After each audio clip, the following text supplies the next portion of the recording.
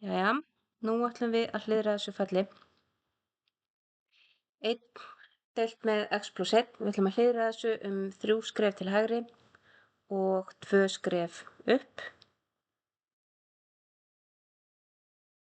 Cirka svona, hvern einasti punktur.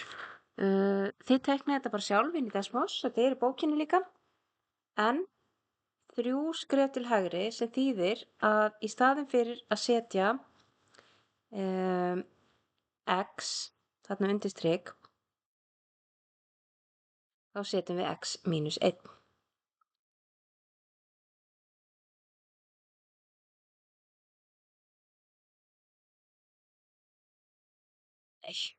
X mínus 3, hvað er þetta?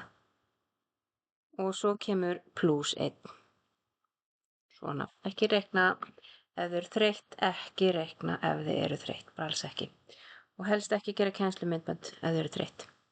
Og síðan í lokin, þá er alltaf plus færslan á y-ás og það er 2.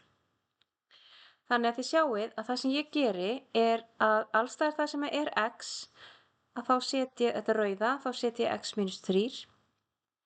Svo bæti ég við græna tvistinum í lokin vegna þess að það er færslan á y-ás og hún kemur alltaf í lokin. Ok?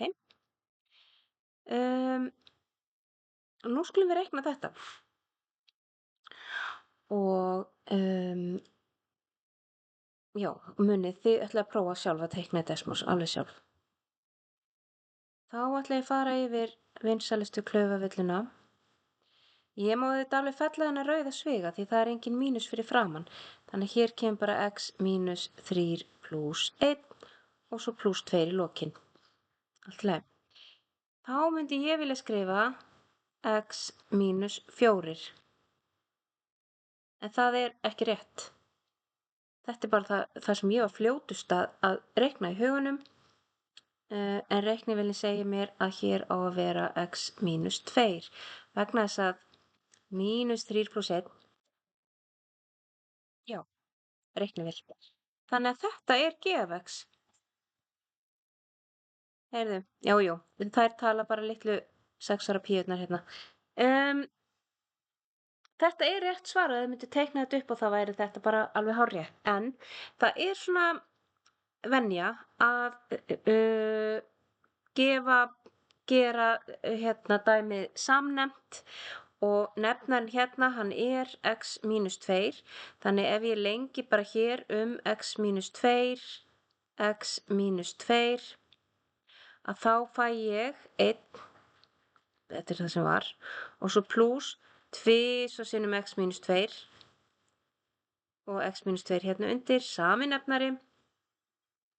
Nefnarinn er x mínus 2 og hér kemur 1 plus 2 svo sinnum x mínus 2. Hvað á ég að halda lengi áfram?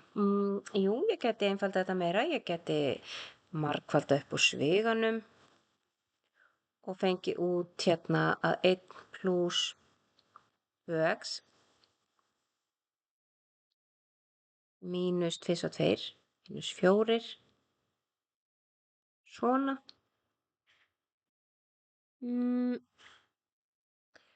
Hvað erum við með mörg x hérna uppi? Við erum með 2x og svo 1 mínus 4, það verður mínus 3 og svo x mínus 2. Þetta er svarið í bókinni. En þetta hérna er rétt. Og því meiri einfaldanir eða útreikningar sem þið gerir, því meiri líkur eru á klaufavillu. Mannleg mistök eru algengustu mistökin og verkfræðingar nota forrit og við notum reiknivélar. Þannig að þegar þið eru komin hingað þá segi ég, og það er ekkert víst að allir kennarar séu sammála mér, þá segi ég bara prófa að teikna þetta og ef það passar við svarið sem er gefið í bókinni, að þá veistu að þú ert með rétt. Allt þetta hérna, þetta er algebra og vissulega þarf að æfa hana, bara svona dálítið eins og heiluleik við mig, en við förum ekki í einhverja massífa líkamsrækt þegar við erum þreytt. Það er alveg sama með stærðfræðina. Þannig að Ekki dæma þig þó þú gerir klöfuvillur. Ég gerir klöfuvillur oft á dag.